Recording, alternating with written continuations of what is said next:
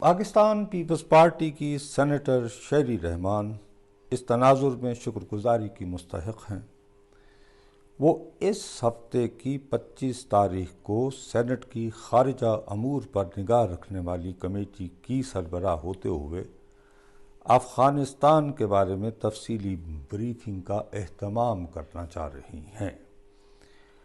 اس briefing کو ماضی کی ایک دھانسو مدیر ہوتے ہوئے وہ پارلیمانی رپورٹروں کے لیے بھی کھلا رکھنا چاہ رہی ہیں۔ ٹی وی سکرینوں پر نمودار نہ ہونے کی وجہ سے غیر صحافی ہو جانے کے باوجود میں ہمیشہ اس بات کا متمنی رہوں گا کہ حساس خارجہ امور پر منتخب نمائندوں کے لیے ہوئی بریفنگ کے دوران صحافی بھی موجود ہوں۔ وہاں موجود صحافیوں سے اہم معاملات کو آف دی ریکارڈ رکھنے کا وعدہ لیا جا سکتا ہے۔ صحافیوں پر فیصلہ ساز حلقے مگر اب اعتبار کرنے کو تیار نہیں ہیں۔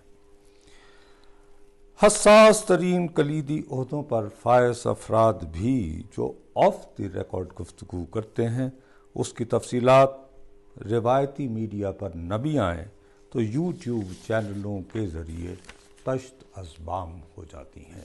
روایتی میڈیا میں خبر کو نشر ہونے یا چھپنے سے قبل کم از کم 3 مدیروں سے کلیئر ہونا پڑتا ہے۔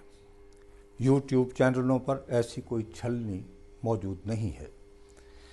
محض چند افراد جنہوں نے پرنٹ اور ٹی وی صحافت میں کئی برس گزارے ہیں، بہت تولنے کے بعد اپنے یوٹیوب چینلوں پر بولنے کی ضرورت محسوس کرتے ہیں۔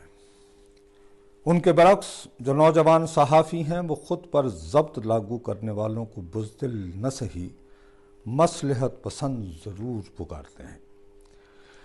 نظر بظاہر وہ بلے شاہ کی طرح منہ آئی گل نہ رہندی ہے کے قائل ہیں۔